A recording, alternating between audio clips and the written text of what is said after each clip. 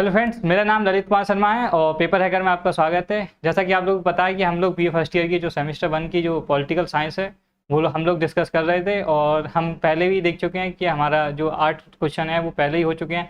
8 question जो है पहले ही हो चुके हैं और ये हमारा नवा क्वेश्चन है। 8वां क्वेश्चन हम लोगों ने देखा था कि समन्वय अवज्ञा आंदोलन के बारे में, और उसके आगे ही कंटिन्यू करते हुए आज हम अब कौन सा देखेंगे, भारत छोड़ो आंदोलन के बारे में। ठीक है, तो हमारा जो नवा क्वेश्चन है वो कौन सा है, भारत छोड़ो आंदोलन। ठीक है, जैसा कि हम देखेंगे कि हमारे कितने क्वेश्चन है कि हमारे अगर भारत छोड़ो आंदोलन अगर हमसे पूछता है वो हम कितने क्वेश्चन देकर क्या क्या देकर के हमें क्वेश्चन क्या क्या दे सकता है। जैसे कि किसके बारे में पूछे, भारत छोड़ो आंदोलन के बारे में, तो हमें क्वेश्चन में कुछ इस रूप से मिल चुका है और मिल चुके हैं। ये सारे क्या है, पहले के आए हुए हैं। तो हम देखेंगे किस नाम से आ सकता है कि भारतीय स्वतंत्रता आंदोलन में भारत छोड़ो आंदोलन के महत्व को समझाइए। अगर हमारे क्वेश्चन पेपर में, अगर हमारे पेपर में क्या चीज़ आ जाए कि भारतीय स्वतंत्रता आंदोलन में भारत छोड़ो आंदोलन के महत्व को दर्शाइए, अगर ऐसा क्वेश्चन आता है तब भी ठीक है। भारत छोड़ो आंदोलन के उत्तरदायी कारण बतलाइए, अगर भारत छोड़ो आंदोलन के उत्तरदायी कारण पूछता है तभी भी हमारा यही क्वेश्चन रहेगा। भारत छोड़ो आंदोलन प्रारंभ करने के क्या कारण थे, आंदोलन की प्रगति का वर्णन कीजिए। भारत छोड़ो आंदोलन के कारण क्या थे और उनकी प्रगति कैसे हुई, मतलब कैसे आगे संचालन हुआ। ठीक है, भारत छोड़ो आंदोलन पर संक्षिप्त निबंध लिखिए। अगर हमसे निबंध लिखने को बोलते किसके बारे में, भारत छोड़ो आंदोलन के बारे में। भारत छोड़ो आंदोलन के कार्यक्रम, उपलब्धियां तथा असफलताओं के कारण, अगर उसमें हमें क्या पूछ ले, कार्यक्रम पूछ ले, उपलब्धियां पूछ ले और क्या पूछ ले, असफलताओं के कारण पूछ ले, तभी भी हमें डरना नहीं है। जो है अगर हमें क्या बताना है, भारत छोड़ो आंदोलन के बारे में संपूर्ण जानकारी हमें दे देनी है। ठीक है, तो हम देखते हैं कि हमें कैसे बताना है उसके बारे में। तो हम शुरू करते हैं, देखते हैं कि भारत के वायसराय ने भारतीय नेताओं से परामर्श लिए बिना ही द्वितीय विश्व युद्ध में भारत की ओर से जर्मनी के विरुद्ध युद्ध की घोषणा कर दी। क्या था ना कि जो भारत के लोग थे उनसे बिना परामर्श किए ही, भारत के बिना परामर्श किए ही किसने, जो हमारा कौन थे, वायसराय थे भारत के, उन्होंने क्या किया, जर्मनी के खिलाफ क्या युद्ध की भारत की तरफ से घोषणा कर दी। इसी कारण क्या हुआ, कांग्रेसी चाहते थे कि ब्रिटिश सरकार युद्ध के उद्देश्य स्पष्ट करे। जो हमारे महात्मा गांधी थे और जो कांग्रेस थी वो क्या चाहती थी कि जो ब्रिटिश सरकार है वो युद्ध के कारण स्पष्ट करे कि इसके बाद हमको स्वतंत्रता दी जाएगी या नहीं दी जाएगी, लेकिन इसमें ऐसा कुछ भी नहीं बताया गया था और सीधे ही युद्ध की घोषणा कर दी थी। ठीक है, और आश्वासन दे कि युद्ध के बाद भारत को स्वतंत्रता दे दी जाएगी, और क्या था, भारत को युद्ध के बाद स्वतंत्रता दी जाएगी, ये बात की घोषणा करे सरकार, तो हम भारत की ओर से, भारत के लोग उनका साथ देंगे। ब्रिटिश शासन द्वारा ऐसा कोई भी आश्वासन न दिए जाने पर 8 प्रांतों के कांग्रेसी मंत्रिमंडल ने तुरंत अपने त्यागपत्र दे दिए। ऐसी घोषणा जब नहीं हुई कि हम जो आपकी जीत के बाद आपको स्वतंत्रता दे देंगे, तो इससे क्या हुआ कि जो भारत के 8 कांग्रेस के प्रांतीय अध्यक्ष थे उन्होंने अपने क्या किया, उन्होंने अपने पद से इस्तीफा दे दिया। वो सारे किसके थे, कांग्रेस के थे। ठीक है, युद्ध के प्रारंभिक चरण में ब्रिटेन और मित्र राष्ट्रों की स्थिति बिगड़ती जा रही थी। जो मित्र राष्ट्र थे और कौन था, ब्रिटेन, जो हम पर कब्जा किया हुआ था, हमारे जो हमें जो गुलाम बनाया था वो किसने बनाया था, ब्रिटेन ने। उस पर उसकी स्थिति और किसकी, मित्र राष्ट्र, उनकी स्थिति क्या हुई, जो हमारा युद्ध चल रहा था सेकेंड वर्ल्ड वॉर, जो 39 से 45 तक चला, 44 तक, उसमें क्या हुआ, जो मित्र राष्ट्र और ब्रिटेन, उसकी स्थिति कैसी हो गई, बहुत ज़्यादा बिगड़ गई, मतलब वो लोग हारने लगे। इस कारण क्या हुआ, भारत में ब्रिटिश साम्राज्य को सुरक्षा के लिए भारतीय राजनीतिक दलों का समर्थन आवश्यक था। अगर उन्हें इस जीत में द्वितीय विश्व युद्ध था, अगर उसमें उनको जीतना था तो इन्हें ये बहुत ज़्यादा आवश्यक हो गया कि उन्हें क्या हुआ, भारतीय राजनीतिक दल जो है वो इसका क्या करें, समर्थन करें। अगर ये लोग इसका समर्थन कर देते, भारतीय राजनीतिक दल, तो भारतीय जो लोग थे, भारत के इतने सारे लोग थे, वो क्या करते, वो युद्ध में कूद जाते। लेकिन ऐसा कुछ हुआ नहीं, क्योंकि भारत के राजनीतिक दल थे उन्होंने क्या हुआ, इसका समर्थन नहीं किया। जो वायसराय ने घोषणा की थी द्वितीय विश्व युद्ध की जर्मनी के खिलाफ, उसमें भारत के लोगों ने समर्थन नहीं किया। अतः प्रधानमंत्री जो चर्चिल थे, उन्होंने राजनीतिक गतिरोध दूर करने के लिए मार्च 1942 में सर स्टेफर्ड क्रिप्स को भारत भेजा। कौन थे, जो ब्रिटेन के राष्ट्रपति थे, कौन थे, चर्चिल। उन्होंने क्या किया, राजनीतिक गतिरोध जो दूर था, भारत के लोग जो शामिल नहीं हो रहे थे, उसी कारण किसे भेजा, एक क्रिप्स मिशन भेजा। क्रिप्स मिशन की अध्यक्षता कौन कर रहे थे, सर स्टेफर्ड फोर्ड। कब भेजा था, 1942 में। ठीक है, मार्च में, जिनके द्वारा भारतीय नेताओं के साथ वार्ता के दौरान अपनी योजना पेश की गई। जो क्रिप्स आए थे, कौन थे, सर स्टीफर्ड क्रिप्स आए थे, उनके द्वारा राजनीतिक गतिरोध जो थे उन्हें दूर करने के लिए प्रधानमंत्री चर्चिल जो थे उन्होंने भारत भेजा, किसे, सर स्टीफर्ड क्रिप्स को, कि भारत के राजनीतिक दल हैं उनसे जाकर बात करो और उन्हें हमारे साथ आने के लिए अपनी योजना को पेश कर दिया, ठीक है, जिसके 2 भाग थे। किसके 2 भाग किसके थे? स्टीफर्ड क्रिप्स जो लेके आए थे क्रिप्स मिशन, उसके कितने भाग थे? 2 भाग थे। एक था अंतरिम योजना और एक थी दीर्घकालिक योजना। हम देखते हैं जो हमारी अंतरिम योजना थी और कौन सी थी? दीर्घकालीन। ये किसके 2? क्रिप्स मिशन जो आया था हमारा, उसकी 2 क्या थी? 2 भाग थे। एक अंतरिम मतलब हाल ही की, और एक लंबी जो दूरी तक चलने वाली योजना थी, ठीक है। कांग्रेस क्रिप्स योजना को स्वीकार करने को तैयार नहीं थी, जो कि हमने बताया था स्टीफर्ड क्रिप्स, जिसके कौन थे? इसके अध्यक्ष जो थे क्रिप्स मिशन के, स्टीफर्ड क्रिप्स थे। उसकी जो योजना थी उसको कौन? भारतीय जो नेता थे, कांग्रेस के जो नेता थे, उसको स्वीकार करने के लिए तैयार नहीं थे। इस कारण गांधी जी ने क्रिप्स योजना को दिवालिया बैंक के नाम भविष्य की तिथि में भुनने वाले चेक की संज्ञा दी। गांधी जी ने ऐसा क्या बताया? गांधी जी ने ऐसे बताया post dated cheque. Gandhi ji ने इसको बताया कि ये क्या है? एक दिवालिया बैंक के नाम का एक भविष्य का क्या है? भविष्य तिथि का एक बनाने वाला चेक है, मतलब ये पोस्ट डेटेड चेक है, इसमें कोई भी धनराशि आपको नहीं मिलने वाली, ठीक है। एक ऐसा चेक है जिसमें आपको कोई धनराशि प्राप्त नहीं होगी। उसी प्रकार का इनका क्रिप्स मिशन भी उसी प्रकार से है, ठीक है। तो हम अब इसके बाद देख लेते हैं आंदोलन के जो प्रमुख कारण थे वो क्या क्या थे। हम आंदोलन के प्रमुख कारणों को देखेंगे। क्रिप्स मिशन की असफलता और भारत में निराशा का वातावरण। जो ब्रिटेन के प्रधानमंत्री थे चर्चिल, जिन्होंने क्या भेजा था? क्रिप्स मिशन भेजा था, उसकी असफलता रही, जिस कारण क्या था? भारत आंदोलन जो भारत छोड़ो आंदोलन था वो स्टार्ट हो गया था, इसी के बाद स्टार्ट हुआ था, ठीक है, क्रिप्स मिशन के बाद। और भारत में निराशा का वातावरण। भारत में निराशा का वातावरण क्यों था? क्योंकि ब्रिटेन की ओर से बिल्कुल भी ये नहीं बताया गया था कि द्वितीय विश्व युद्ध के बाद हम आपको क्या कर देंगे? स्वतंत्र कर देंगे। ऐसा कुछ नहीं बताए जाने के कारण भारत में क्या थी? निराशा थी। इसी कारण क्रिप्स मिशन की असफलता के कारण भारत में घोर निराशा का वातावरण छा गया। जो क्रिप्स मिशन था उसकी जब भारत के जो राजनीतिक दल थे उसके साथ बात नहीं बनी, इस कारण भारत में और क्या था? भारत में भी निराशा का वातावरण छा गया, ठीक है।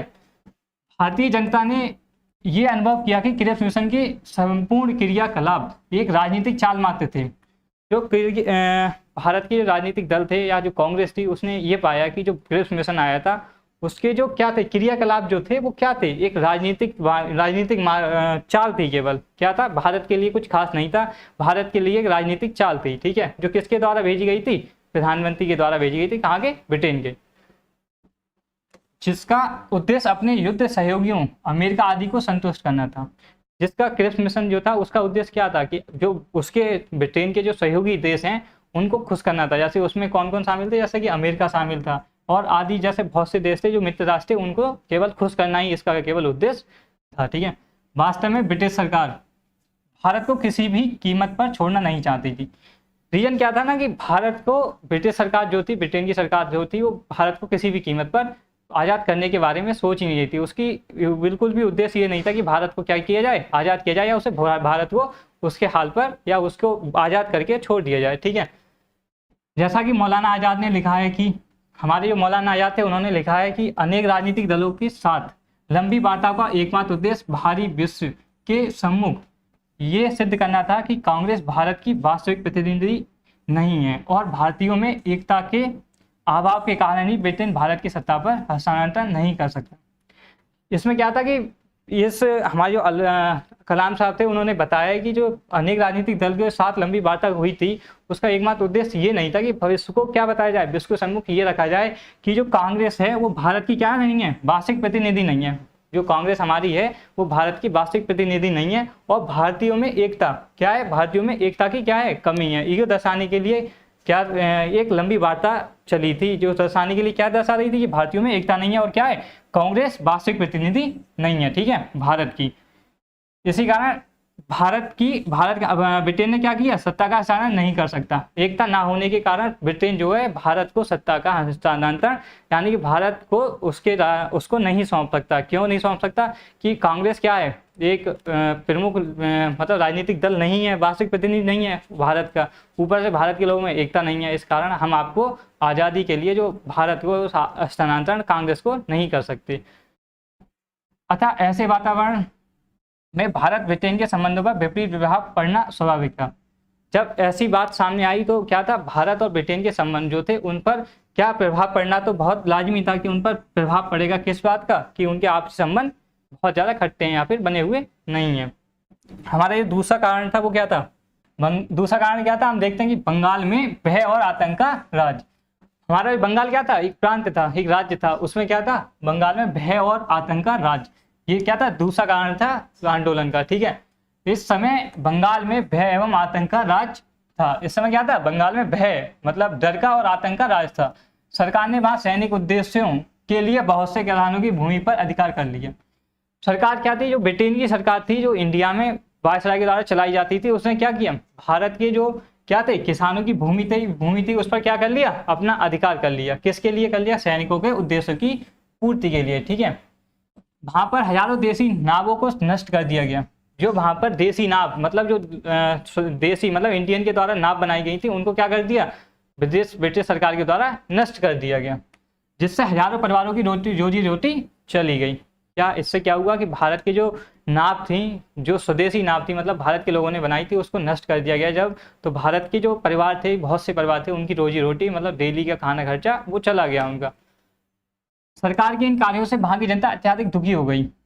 जब ऐसे कारण थे, जब इनको रोजी रोटी तक छीन ली गई, तो इस कारण बंगाल की जो जनता थी वो किससे असंतुष्ट हो गई, वो ब्रिटिश सरकार से असंतुष्ट हो गई और भय का वातावरण व्याप्त हो गया। जब जनता ही जो शासन कर रहा है उससे डर जाए और भयभीत हो जाए, तो वहां पर क्या होगा, वहां पर एक वातावरण कैसा होगा, एक डर का वातावरण उत्पन्न हो जाएगा। और ऐसा ही क्या हुआ, बंगाल में भी ऐसा ही भय का वातावरण उत्पन्न हो गया। हमारा जो तीसरा कारण जो था, वो प्रमुख कारण क्या था, देखते हैं। तीसरा कारण था बर्मा में भारतीयों के प्रति अवांछनीय व्यवहार। जो बर्मा पहले क्या था, भारत का एक हिस्सा था। ठीक है, तो बर्मा में क्या था, भारतीयों के साथ अमानवीय व्यवहार था, मतलब बहुत ज्यादा बेकार व्यवहार जो था वो भारत के लोगों के साथ किया जाता था। बर्मा क्या था, बर्मा म्यांमार, जो फिलहाल में क्या नाम से जाना जाता है, म्यांमार के नाम से। पर जब जापान ने विजय प्राप्त कर ली, जब जापान के द्वारा भारत पर भी आक्रमण होने को था, लेकिन ऐसा हुआ नहीं, लेकिन भारत के बर्मा पर क्या हुआ, जापान ने अपना आक्रमण कर लिया। तो इस कारण जापान ने जो हमारे इंडियन बर्मा में थे उन पर क्या हुआ, बहुत ज्यादा अत्याचार किया, जिस कारण भारतीय शरणार्थी भागकर भारत आ रहे थे।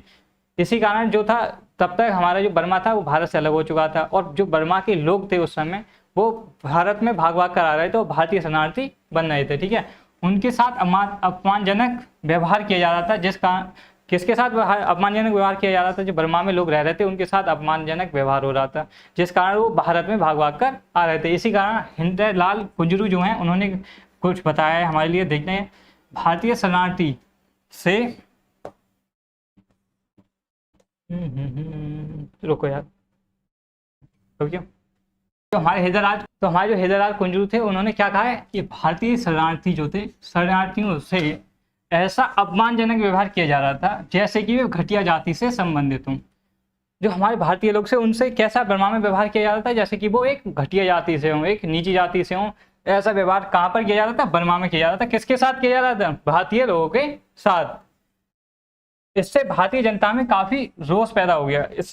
इससे क्या हुआ, भारतीय जनता थी उसमें क्या हुआ, बहुत ज्यादा क्रोध पैदा हो गया। और हमारा जो चौथा कारण था उसको देख लेते हैं, आइए।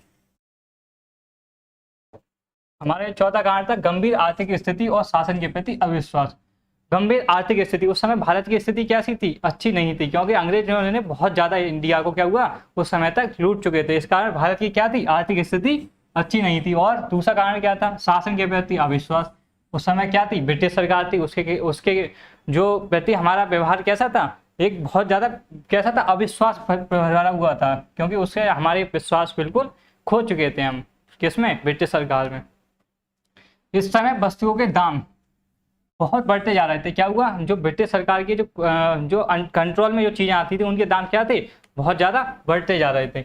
लोगों का कागज की नोटों से विश्वास उठ गया था। जो उस समय भारत में कागज के नोट चलते थे उससे क्या था, भारत के लोगों का विश्वास उस समय तक उठ चुका था। विशेष रूप से मध्यम वर्ग के लोग ज्यादा परेशान थे और सरकार के प्रति अविश्वास उत्पन्न हो रहा था। उस समय क्या था, जो मध्यम मतलब जो ना तो गरीब ज्यादा थे ना ज्यादा रईस थे, उन लोग जो थे वो सबसे ज्यादा क्या थे, परेशान थे, और उनका सरकार के प्रति जो क्या था, विश्वास था, वो खत्म हो चुका था। इसलिए उनमें क्या हुआ, अविश्वास की भावना उत्पन्न हो रही थी, किसके खिलाफ, ब्रिटिश सरकार के खिलाफ। ठीक है, तो हमारा जो पांचवा कारण है उसको देख लेते हैं, जापानी आक्रमण का भय एवं ब्रिटिश रक्षा व्यवस्था में भारतीयों का अविश्वास। जो हमारा पांचवा कारण है वो क्या है, उस समय पांचवा कारण जो था जापानी आक्रमण का भय। जो हमारा पांचवा कारण है वो सबसे ज्यादा बड़ा कारण है। क्या था, उस समय भारतीय के ऊपर क्या था, जापान ने हमला करने के बारे में बोल दिया था। तो भारत में किसका, जापान का आक्रमण, और ऊपर से क्या था, ब्रिटिश के हमें जो था ब्रिटिश वालों पर, ब्रिटिश सरकार पर बिल्कुल भी भरोसा नहीं था। किसके मामले में, रक्षा के मामले में। ठीक है, तो रक्षा व्यवस्था कैसी थी उस समय, इंडिया की इतनी अच्छी नहीं थी। ऊपर से जापान का आक्रमण भी होने वाला था इंडिया के ऊपर। किस समय, लगभग 1940 के लमसम। ठीक है, क्या चल रहा था उस समय, द्वितीय विश्व युद्ध। जापान में अंग्रेजों को सिंगापुर, मलेशिया और बर्मा में बुरी तरह पराजित कर दिया था। जापान ने अंग्रेजों को कहां पर पराजित कर दिया था, सिंगापुर में पराजित कर दिया था, मलेशिया में कर दिया था, और बर्मा जो थे, बर्मा बिल्कुल भारत के क्या है, बिल्कुल करीब में है, पूरब में है। तो बर्मा तक क्या पहुंच गया था, जापान पहुंच गया था। तो जापान ने अंग्रेजों को 3 जगह तो पहले ही हरा चुका था, और चौथी बारी किसकी थी, इंडिया, जो भारत पे आक्रमण होने वाला था। इस कारण भारत के लोगों में क्या था, जो ब्रिटिश सरकार की उसके खिलाफ अविश्वास था, उसमें विश्वास नहीं था कि वो हमारी रक्षा कर सकेंगे। और अब वह भारत पर आक्रमण करने की योजना बना रहा था। क्या था, जो जापान था वो क्या कर रहा था, भारत पर आक्रमण करने की योजना बना रहा था, क्योंकि उसका अगला टारगेट क्या था, अब भारत ही था। क्योंकि बर्मा के बाद क्या आता है, भारत ही आता है। ठीक है, भारत में जापानी आक्रमण का भय था, भारत में जापानी आक्रमण का भय था। ठीक है, गांधी जी तथा भारतीयों को विश्वास था कि अंग्रेज भारत की रक्षा करने में असमर्थ हैं। साथ ही उनका मत ये था, जो क्या था, मत क्या था, भारत में जो गांधी जी थे और कांग्रेस और जो भारत के लोग थे, उन्हें पूरा विश्वास था कि जो ब्रिटिश सरकार है वो हमारी रक्षा करने में क्या है, असमर्थ है, वो हमारी रक्षा जापान से नहीं कर पाएंगे। इसी कारण गांधी जी का मत था कि यदि अंग्रेज भारत से चले जाएं तो शायद जापान भारत में आक्रमण नहीं करेगा, क्योंकि जापान की भारत से कोई खासा दुश्मनी नहीं थी। उसकी दुश्मनी थी किससे थी, वो थी अंग्रेजों से। तो अगर भारत से अंग्रेज चले जाएं, अगर भारत से, गांधी जी का ये मत था कि भारत से अगर अंग्रेज चले जाएं तो हो सकता है कि जापान किस पर, भारत पर आक्रमण ना करे। ठीक है, गांधी जी ने इस संबंध में अपने ये पत्र हरिजन में लिखा। उस समय की पत्र था, उस समय का पत्र था हरिजन। उसमें गांधी जी ने लिखा है कि भारत के लिए उसके परिणाम कुछ भी क्यों ना हो, भारत एवं ब्रिटेन की वास्तविक सुरक्षा समय रहते इंग्लैंड के भारत छोड़ देने में ही है। क्या हुआ, भारत में जो भारत की सुरक्षा है वो क्या है, अगर इंग्लैंड अगर टाइम पर छोड़ देती है भारत को, ब्रिटेन अगर भारत को सही टाइम पर छोड़कर चला जाता है, तो भारत की जो रक्षा है वो क्या है, अपने हाथ में ही है। वह अपने आप से कर सकते हैं कुछ परिणाम कुछ भी हों, लेकिन भारत की जो अभी आज की हालत है उसमें ये है कि अगर भारत को ब्रिटिश छोड़कर चले जाएं तो हो सकता है कि हमारी जापान से जो है युद्ध टल जाए। ठीक है, इनका सीधा सीधा यही कहना था। जिन्होंने किसमें प्रकाशित किया, हरिजन जो पत्रिका थी उसमें गांधी जी ने ये प्रकाशित की है।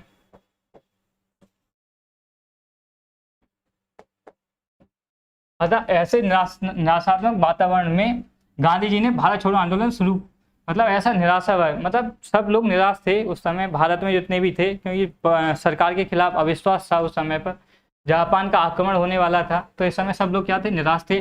उसी समय पर भारत छोड़ो आंदोलन शुरू करने का निश्चय किया। किसने किया निश्चय, गांधी जी ने। उसी समय पर गांधी जी ने भी क्या किया, भारत छोड़ो आंदोलन शुरू करने का निश्चय किया। इसमें ब्रिटिश सरकार की दोहरी जो थी हार हुई। एक तो उनका जो क्रिप्स मिशन था वो भी फेल हो गया, ऊपर से इंडिया ने क्या हुआ, गांधी जी द्वारा भारत छोड़ो आंदोलन भी शुरू कर दिया गया। ठीक है, गांधी जी ने कहा कि कांग्रेस अब किसी भी ऐसी स्थिति को स्वीकार नहीं कर सकती जैसे भारतीय को विदेशी शक्ति के सामने दास के रूप में काम करना पड़े। गांधी जी ने बोला था कि अब भारत में कोई भी ऐसी शक्ति, किसी भी ऐसी स्थिति को स्वीकार नहीं किया जाएगा जिससे कि क्या हो, भारत के लोगों को विदेशी शक्ति, भारत की जो विदेशी शक्ति है उसका क्या होना पड़े, दास, गुलाम होना पड़े। तो ऐसा कोई काम अब इंडिया वाले लोग नहीं करेंगे, और उन्होंने क्या किया, भारत छोड़ो आंदोलन शुरू कर दिया। ठीक है, 14 जुलाई 1942 का बर्दा प्रस्ताव। बर्दा क्या है, एक जगह का नाम है। ठीक है, तो 14 जुलाई 1942 को बर्दा प्रस्ताव रखा गया। 14 जुलाई 1942 को बर्दा में कांग्रेस की बैठक हुई। कहाँ पर हुई, बर्दा में। जैसा कि आपको बर्दा प्रस्ताव, बर्दा में होने के कारण इसका नाम क्या रख दिया, बर्दा प्रस्ताव। इसमें गांधी जी ने भारत छोड़ो संबंधी विचारों का समर्थन किया।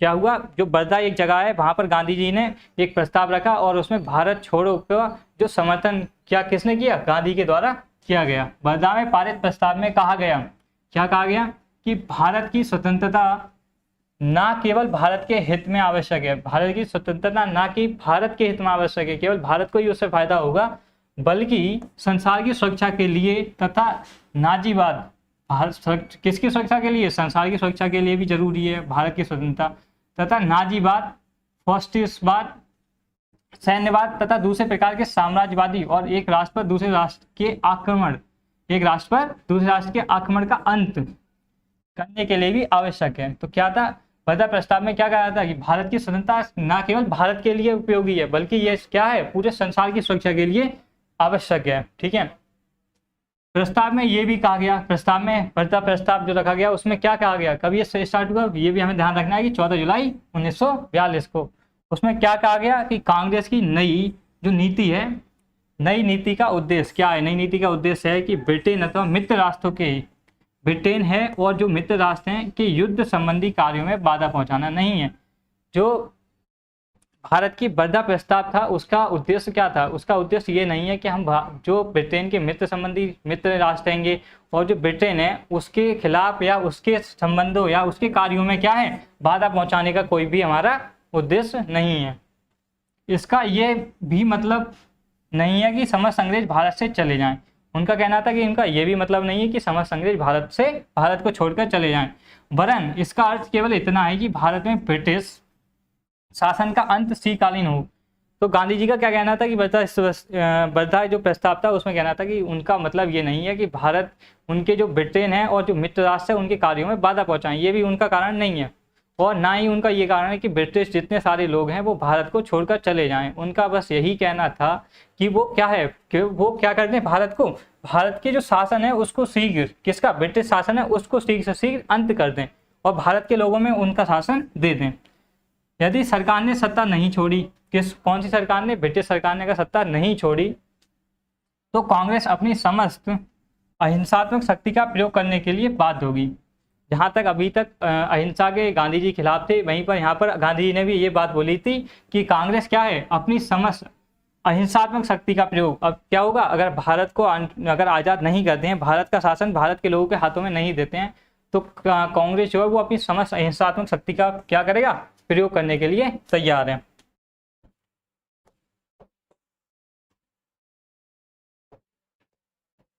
वर्धा प्रस्ताव के तुरंत बाद आंदोलन की घोषणा नहीं की गई।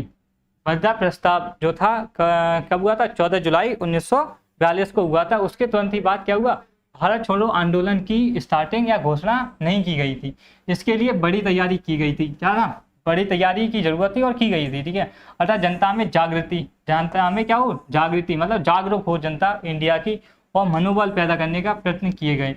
भारत की जनता जो हो इस आंदोलन के प्रति जागरूक हो और क्या हो, मनोबल भी हो उनके पास, इस जो आंदोलन है इसमें शामिल होने के लिए उनके पास एक क्या हो, मनोबल हो और जागृति, मतलब वो जागरूक हो इस आंदोलन के लिए। 1 अगस्त 1942 को तिलक दिवस मनाया गया। क्या था, 1 अगस्त 1942 को कौन सा दिवस मनाया जाता है, तिलक दिवस। इस अवसर पर पंडित जवाहरलाल नेहरू ने कहा, हम आपके साथ खेलने जा रहे हैं। मतलब क्या था, तिलक दिवस मनाया गया था 1 अगस्त 1942 को। उसी दिन पंडित जवाहरलाल नेहरू, जिसकी रूपरेखा किसने तैयार की थी, भारत छोड़ो आंदोलन की रूपरेखा तैयार करने वाले कौन थे, पंडित जवाहरलाल नेहरू। आइडिया किसका था, गांधी जी का। रूपरेखा किसकी थी, पंडित जवाहरलाल नेहरू की। तो पंडित जवाहरलाल नेहरू ने क्या बताया था 1 अगस्त 1942 को कि हम आग के साथ खेलने जा रहे हैं। क्या करने जा रहे हैं, हम आग के साथ खेलने जा रहे हैं। हम दुधारी तलवार को प्रयोग करने जा रहे हैं। हम दुधारी मतलब दोनों तरफ चलने वाली तलवार है उसका प्रयोग करने जा रहे हैं, जिसकी चोट उल्टी हमारे ऊपर भी पड़ सकती है। क्या था, दुधारी तलवार मतलब हो सकता है कि ये अंग्रेजों को घातक हो, या हो सकता है ये हमें भी घात या हमें भी नुकसान पहुंचाए, परंतु ये मजबूर है। परंतु हम ऐसा करने के लिए क्या है, मजबूर हैं, क्योंकि भारत को स्वतंत्रता ऐसे मिल नहीं रही है। हम कर ही क्या सकते हैं, मतलब हम क्या कर सकते हैं अब जब भारत को स्वतंत्रता नहीं मिल पा रही है। डॉक्टर राजेंद्र प्रसाद जो थे उन्होंने कहा, अपने विचार व्यक्त किए और उन्होंने कहा कि हमें इस बार गोली खाने और तोप का सामना करने के लिए तैयार होना चाहिए। जो हमारे कौन थे, हमारे जो राजेंद्र प्रसाद जी थे, उन्होंने प्रथम जो राष्ट्रपति भी थे आपके, उन्होंने बताया था कि हमारे जो विचार रखे थे, उन्होंने कहा था कि हम इस बार गोली खाने को भी तैयार हैं और जो है तोपों का भी सामना करने को हम बिल्कुल तैयार हैं। ठीक है, इसी प्रकार सरदार पटेल ने भी कहा, सरदार पटेल ने भी कुछ कहा है। सरदार पटेल ने कहा कि बम्बई में भाषण, सरदार पटेल कहाँ पर भाषण दे रहे थे उस समय? बम्बई में भाषण दे रहे थे। उन्होंने कहा इस बार का आंदोलन थोड़े दिनों का परंतु बहुत भयानक होगा। जो हमारे सरदार पटेल हैं, उन्होंने बताया था कि इस बार का जो आक्रमण होगा वो थोड़े दिनों का होगा, लेकिन कैसा होगा? बहुत ज़्यादा भयानक होगा। उधर भारत सरकार ने भी इस आंदोलन को कुचल देने की तैयारी कर ली थी। उधर जो भारत सरकार थी या ब्रिटिश की सरकार थी, उसने भी इस आंदोलन को कुचलने की पूरी तैयारी कर चुकी थी। जो ब्रिटिश सरकार थी उन लोगों ने वैसे कुचलने, मतलब इसे समाप्त करने की पूरी तैयारी कर ली थी। अब हम देखते हैं 8 अगस्त 1942 को कांग्रेस के बम्बई अधिवेशन में भारत छोड़ो प्रस्ताव। हमारा प्रस्ताव जो था भारत छोड़ो आंदोलन का कहाँ पर रखा गया? कांग्रेस के बम्बई अधिवेशन में। तो आपको ये बात ध्यान रखनी है, कहाँ पर? बम्बई अधिवेशन में। और कब? 8 अगस्त 1942 को। ठीक है, 8 अगस्त 1942 को मुंबई में अखिल भारतीय कांग्रेस कमेटी का अधिवेशन प्रारंभ हुआ। किसका? अखिल भारतीय कांग्रेस कमेटी का अधिवेशन प्रारंभ हुआ। कहाँ पर? मुंबई में। इस अधिवेशन में सर्वसम्मति से एक प्रस्ताव पास किया गया। जो मुंबई में अधिवेशन हुआ था उसमें एक प्रस्ताव को पास किया गया सर्वसम्मति से। इसमें कहा गया कि भारत में ब्रिटिश शासन का तुरंत अंत हो जाना चाहिए। इस जो कहाँ पर था? मुंबई का अधिवेशन था, उसमें ये कहा गया था कि भारत में जो ब्रिटिश शासन है उसका अब क्या हो जाना चाहिए? तुरंत ही अंत हो जाना चाहिए, जिसका प्रभाव अति हितकर होगा। जिससे कि भारत के लिए इसका प्रभाव कैसा होगा? बहुत ही ज़्यादा हितकर होगा। ठीक है, हितकर मतलब भारत के पक्ष में होगा। भारतीय स्वयं अपने देश की रक्षा कर लेंगे। क्या था कि भारत उस समय जापान की जो हमले का जो खतरा मंडरा रहा था, उससे क्या है, भारत के लोग खुद ही अपनी रक्षा कर लेंगे। यदि ब्रिटिश सरकार ऐसा करने में आनाकानी करेगी, अगर ब्रिटिश सरकार जो है, ब्रिटेन की सरकार है, वो अगर आनाकानी करेगी ऐसा करने में, तो ये कांग्रेस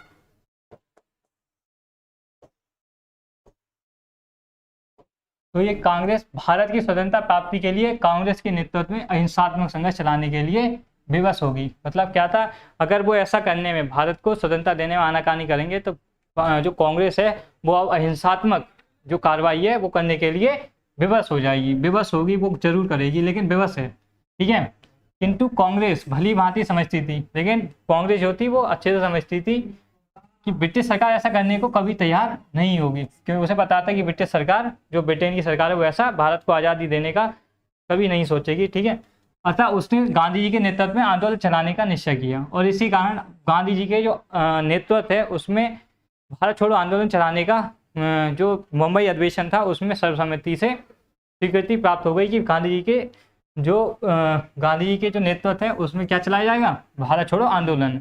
और इसकी रूपरेखा किसको तैयार करने को दी गई थी? पंडित जवाहरलाल नेहरू को। ठीक है, अभी आंदोलन शुरू करने की तिथि की घोषणा नहीं की गई। जो अधिवेशन था मुंबई का अधिवेशन, उसमें 8 अगस्त को जो हुआ था, उसमें अभी तिथि की घोषणा नहीं हुई थी कि कब से भारत में भारत छोड़ो आंदोलन शुरू होगा, क्योंकि गांधी जी जन आंदोलन प्रारंभ करने से पहले एक बार सरकार से समझौता करना चाहते थे।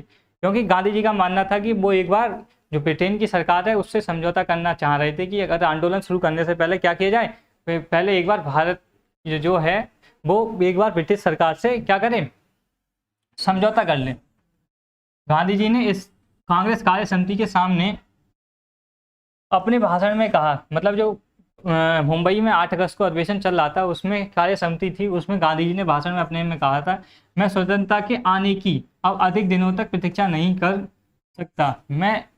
जो गांधी जी ने क्या बोला था कि मैं अब स्वतंत्रता के आने की अधिक दिनों तक प्रतीक्षा, मतलब अब इंतजार मैं नहीं कर सकता। मैं जिन्ना साहब के हृदय परिवर्तन की राह भी नहीं देख सकता, क्योंकि जिन्ना साहब ने क्या था, जो हमारा था क्रिप्स मिशन आया था, उसमें जिन्ना साहब के कारण ही वो फेल रहा था। तो उन्होंने बोला था कि मैं जिन्ना साहब के हृदय परिवर्तन, मतलब हृदय का जो परिवर्तन हो, उसकी राह भी अब नहीं देख सकता। ये मेरे जीवन का अंतिम संघर्ष है। उन्होंने बताई थी भारत छोड़ो आंदोलन जो है वो मेरे जीवन का अंतिम और आखिरी संघर्ष है। ठीक है, मैं इसके बाद अब और प्रतीक्षा भारत के आज़ाद होने की नहीं कर सकता। इस प्रकार गांधी जी ने देशवासियों को संघर्ष के लिए ललकारा और करो या मरो का नारा दिया। तो क्या हुआ, गांधी जी ने इस कारण उन्होंने बताया कि ये मेरी क्या है, ये मेरा आखिरी और क्या है, मेरे जीवन का आखिरी संघर्ष है, क्या है, अंतिम संघर्ष है। इस कारण उन्होंने, गांधी ने देशवासियों, किसके, भारत के जो देशवासियों को तो संघर्ष के लिए ललकारा। भारत छोड़ो आंदोलन में जो संघर्ष था उसके लिए गांधी जी ने ललकारा और एक नारा दिया, करो या मरो। उन्होंने कहा था ये मेरा अंतिम संघर्ष है, इसलिए करो या मरो। तो हमें ये पता होना चाहिए करो या मरो का नारा कौन से उसमें दिया गया था। ये किस में दिया गया था, भारत छोड़ो आंदोलन में, और किसके द्वारा दिया गया था, गांधी जी के।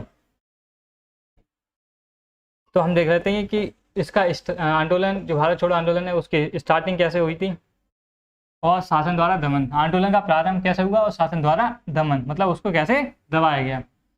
प्रस्ताव पास हो गया था किसमें, मुंबई का अधिवेशन जो हुआ था 8 अगस्त 1942 को, उसमें एक प्रस्ताव पास हो गया था कि अब आंदोलन की स्टार्टिंग की जाएगी और करो या मरो का नारा भी दे दिया गया था।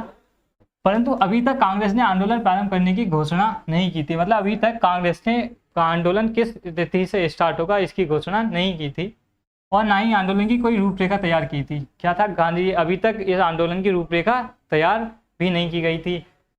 गांधी जी वायसराय से मिलना चाहते थे, परंतु वायसराय से मिलना मना कर दिया। मतलब क्या था, वायसराय से, भारत के जो वायसराय थे गांधी जी, उनसे एक बार अंतिम बार से समझौता करना चाहते थे, मिलना चाहते थे।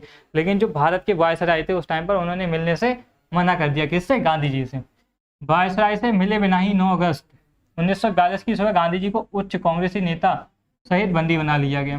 क्या हुआ, वो वायसराय तो नहीं मिले और ऊपर से गांधी जी को 9 अगस्त 1942 को क्या था, ब्रिटिश सरकार यानी कि भारत में जो वायसराय थे उनके द्वारा बंदी बना लिया गया।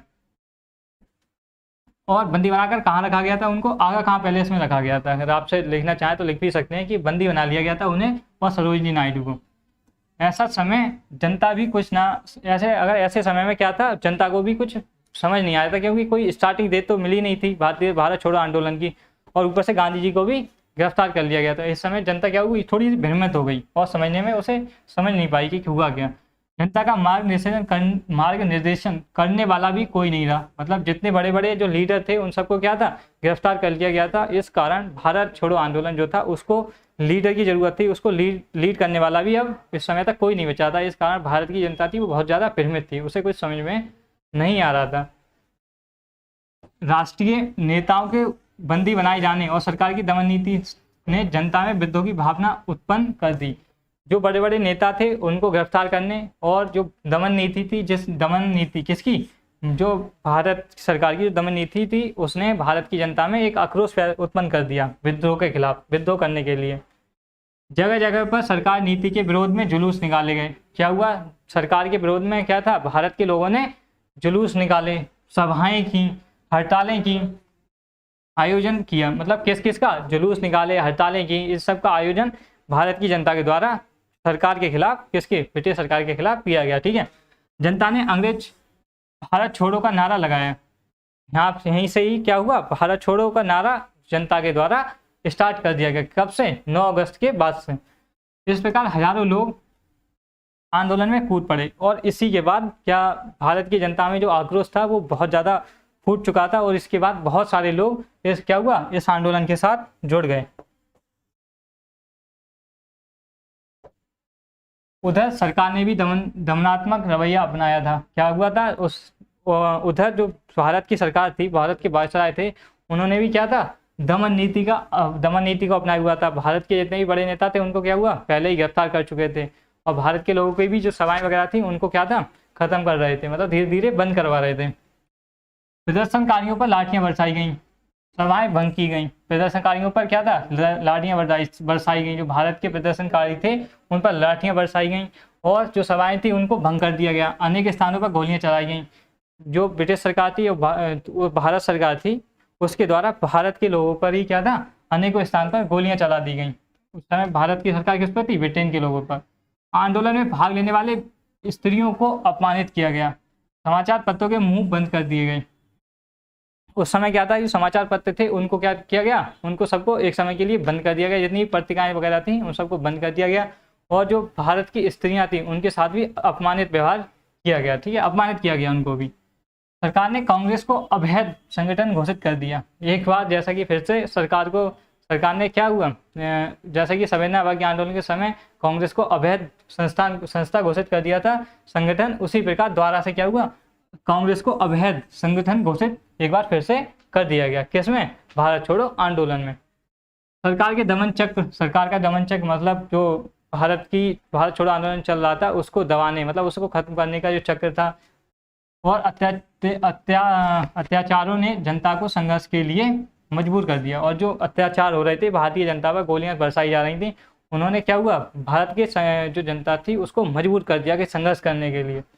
अनेक स्थानों पर हिंसात्मक घटनाएं हुई, बहुत से स्थान थे जहाँ पर क्या हुआ, हिंसात्मक घटनाएं हुई, आगजनी वगैरह बहुत से स्थानों पर की गई। रेलवे व पुलिस स्टेशनों पर आग लगा दी गई। रेलवे जो थे और जो पुलिस स्टेशन थे उनमें क्या हुआ, भारत के लोगों द्वारा आग लगा दी। बहुत सी जगहों पर ब्रिटिश शासन का अंत हो गया। इस कारण बहुत सी जो जगह थी उन पर क्या हुआ था, भारत के द्वारा ब्रिटिश शासन का जो था उसका अंत कर दिया गया, और उन जगह पर क्या हुआ, भारत के लोगों का शासन प्रसिद्ध हो गया, मतलब स्टार्ट हो गया। ठीक है।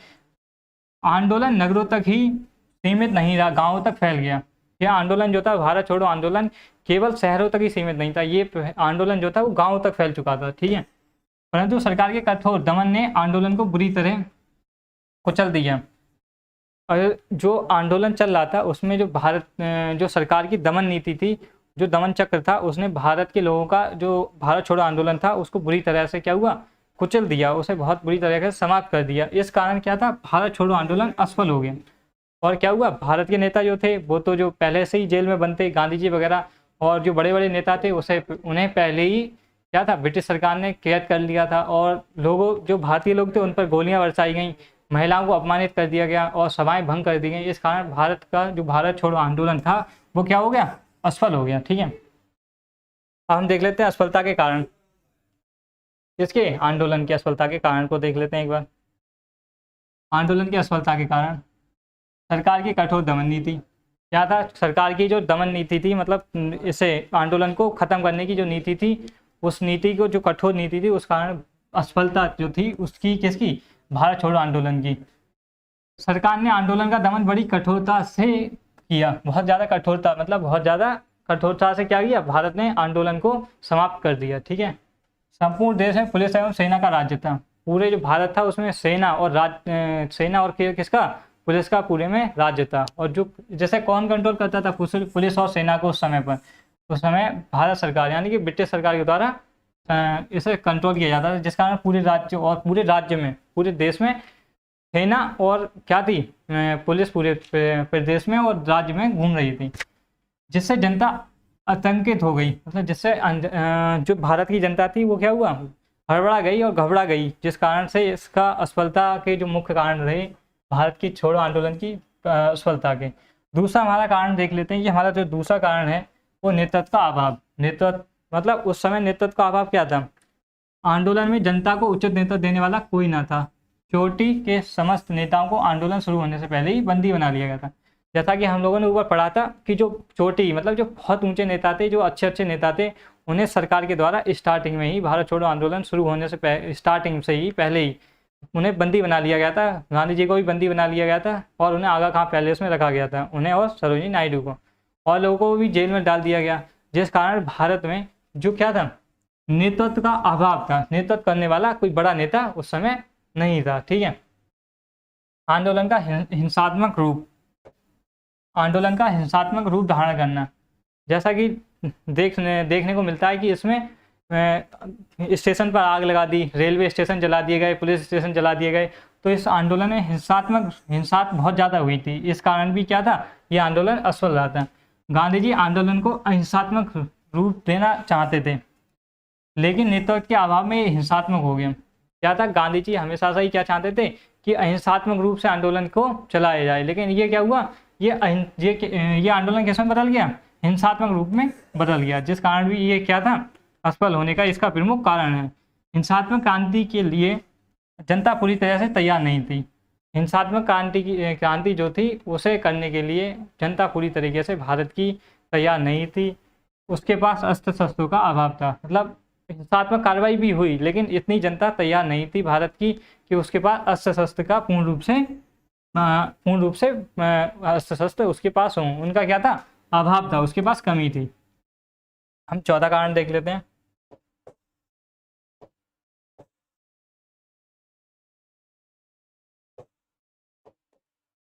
14 कारण था असमिक आंदोलन, मतलब इसका कोई एक तुम सही टाइम निर्धारित नहीं किया गया था कि इस डेट से इसको स्टार्ट किया जाएगा। इस कारण भी किया गया था असमिक आंदोलन था। यदि यह आंदोलन 1942 के स्थान पर 1939 में शुरू किया जाता तो परिणाम अच्छा होता। अगर इस आंदोलन को 1942 में स्टार्ट ना करके 1939 में, जब द्वितीय विश्व युद्ध का स्टार्टिंग हुई थी, उस समय स्टार्ट किया जाता तो इसके कुछ कारण या इसके जो परिणाम थे वो अच्छे होते। उस समय कांग्रेस के साथ देश की अन्य शक्तियां भी साथ देती। उस समय जो कांग्रेस थी उसके साथ में देश की जो अन्य शक्तियां, मतलब अन्य जो उस समय राजा महाराजाओं की भी वो थी, वो लोग भी उस समय किसका साथ देते, इस आंदोलन में उनका साथ देते। लेकिन ऐसा नहीं हुआ, क्योंकि ये आंदोलन कब स्टार्ट हुआ, 1942 में। 1939 में नेताजी सुभाष चंद्र बोस ने बार बार आग्रह किया था कि ये संघर्ष छेड़ने का उपयुक्त समय है। जो हमारे नेताजी सुभाष चंद्र बोस थे, उन्हें वो भाप चुके थे कि ये समय भारत छोड़ो आंदोलन या किसी भी आंदोलन को स्टार्ट करने का बहुत अच्छा समय है। और उन्होंने इसका आग्रह बार बार गांधी जी से और कांग्रेस के नेताओं से बार बार आग्रह भी किया गया था कि इस समय 1939 में ये बहुत सही समय है जब इसको आंदोलन को स्टार्टिंग किया जाए। लेकिन इसका असमिक समय होने के लिए, इसका कोई अच्छा समय नहीं होने के कारण ये क्या हुआ, असफल हुआ। आंदोलन के महत्व को देख लेते हैं।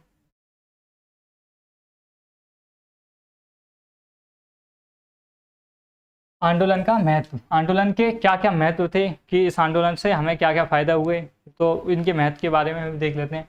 यद्यपि भारत छोड़ो आंदोलन अपने मूल उद्देश्य को प्राप्त करने में असफल रहा।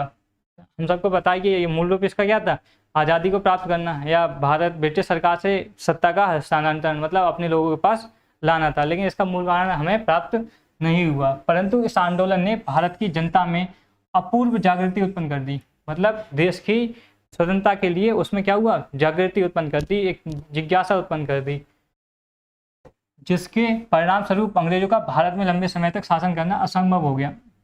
इसी कारण से क्या हुआ, भारत में ब्रिटिश शासन का, भारत में जो शासन करना है वो क्या हुआ, बहुत ज़्यादा मुश्किल हो गया, क्योंकि भारत के लोगों के अंदर अपने स्वतंत्रता के प्रति बहुत ज़्यादा जिज्ञासा उत्पन्न हो गई, जागृति उत्पन्न हो गई। डॉक्टर राजेंद्र प्रसाद ने अपने शब्दों में बताया कि आंदोलन के कारण जनता में सरकार का सामना करने का साहस, क्या हुआ, आंदोलन के कारण ही जनता में ब्रिटिश सरकार के जो सामना करने का साहस मिला और शक्ति में अत्यधिक वृद्धि हुई। क्या हुआ, शक्ति में वृद्धि हुई और जो ब्रिटिश शासन था उसके खिलाफ खड़े होने का साहस क्या हुआ, जनता में उत्पन्न हो गया। उसी क्रम में AC बनर्जी हैं, उन्होंने बताया है कि इस विद्रोह के परिणाम स्वरूप, इस विद्रोह जो था उसके परिणाम स्वरूप अधिराज्य की पुरानी मांग सर्वदा समाप्त हो गई। मतलब अधिराज्य मतलब जो था कि आधा राज्य, मतलब कि आधा शासन हमारे पास और आधा आपके पास, इसकी मांग भी पूर्णतः समाप्त हो गई। और जो स्वराज था उसकी जगह पूर्ण स्वराज की मांग ज़्यादा तीव्र हो गई। ठीक है, और उसके स्थान पर क्या हुआ, पूर्ण स्वराज की मांग हो गई। अधिराज मतलब केवल स्वराज, और पूर्ण स्वराज की मांग इसी विद्रोह, मतलब विद्रोह तो नहीं कह सकते, ऐसे इसी आंदोलन, भारत छोड़ो आंदोलन के द्वारा ही जो स्वराज की मांग की जगह पूर्ण स्वराज की मांग का अत्यधिक वरीयता दी गई और पूर्ण स्वराज की मांग को रखा गया। इस आंदोलन से उत्पन्न चेतना एवं उत्साह के परिणाम स्वरूप ही 1946 में जल सेना का विद्रोह हुआ। इसी जो आंदोलन था इसी के परिणाम स्वरूप ही है कि 1946 में क्या हुआ, जल सेना का विद्रोह हो गया, किसमें, भारत में, जिससे भारत में अंग्रेजी शासन को एक और धक्का दिया। जिस कारण अंग्रेजी सरकार थी, जल सेना का विद्रोह हो जाने के कारण जो अंग्रेजी सेना थी या ब्रिटिश सरकार थी उसको एक और धक्का लग गया। ये आंदोलन इस दृष्टि से भी महत्वपूर्ण था कि इसमें विदेशों में भारतीय पक्ष को प्रबल बनाया। इस आंदोलन के बाद भारत का जो पक्ष था वो विदेश में, मतलब जो दूसरे देश थे, मित्र राष्ट्र को छोड़कर उन देशों में भी भारत का जो स्टैंड था, मतलब भारत का जो पक्ष था वो क्या हो गया, प्रबल, मतलब मजबूत तौर पर रखा गया। अमेरिका, चीन, ऑस्ट्रेलिया आदि राष्ट्रों को भारतीय असंतोष की जानकारी हुई। मतलब अमेरिका, चीन और ऑस्ट्रेलिया जैसे जो देश थे उनको क्या हुआ, भारत के जो लोग हैं उनकी जो असंतुष्टि है उसके बारे में लोगों को, दूसरे देशों को पता चल सका। किसके द्वारा, भारत छोड़ो आंदोलन के द्वारा, इसी द्वारा ये संभव हो सका। इन सब से अंग्रेजों पर भारत को स्वतंत्र करने के लिए दबाव पड़ा। जब ऐसा दूसरे देशों को इस बारे में पता चला तो इस कारण क्या था कि ब्रिटिश सरकार पर भारत को आज़ाद करने का क्या हुआ, प्रेशर बनने लगा, मतलब प्रभाव पड़ने लगा कि वो इसे क्या करें, आज़ाद करें। इस प्रकार भारत छोड़ो आंदोलन ने भारतीय स्वतंत्रता की पृष्ठभूमि तैयार की। इस कारण क्या था, देखा जाए तो भारत छोड़ो आंदोलन एक रूप में तो क्या था, असफल रहा था, लेकिन दूसरे रूप में देखा जाए तो इसके प्रभाव क्या थे, बहुत सारे थे। जैसे कि इसी के कारण है, इसी का प्रभाव है कि भारतीय स्वतंत्रता की पृष्ठभूमि भी किससे तैयार हुई, भारत छोड़ो आंदोलन के द्वारा ही तैयार हो गई। जैसा कि पंडित जवाहरलाल नेहरू ने बताया कि 1942 में जो कुछ हुआ उसका मुझे अवश्य गर्व है। क्या था, पंडित जवाहरलाल नेहरू ने बताया कि जो 1942 मतलब भारत छोड़ो आंदोलन में जो कुछ भी हुआ उसका मुझे क्या है, बहुत ज़्यादा गर्व है, क्योंकि इससे क्या था, एक भारत को पृष्ठभूमि मिल गई कि भारत को आज़ाद होना है। दूसरे देशों को भी इसके बारे में पता चल गया कि भारत के जो लोग हैं वो ब्रिटिश शासन से खुश नहीं हैं। तो ये था हमारा भारत छोड़ो आंदोलन। और यहाँ पर हमारा जो है क्या है, यूनिट जो सेकंड है वो समाप्त होती है। इसके बाद हमारी यूनिट थर्ड स्टार्ट हो जाएगी।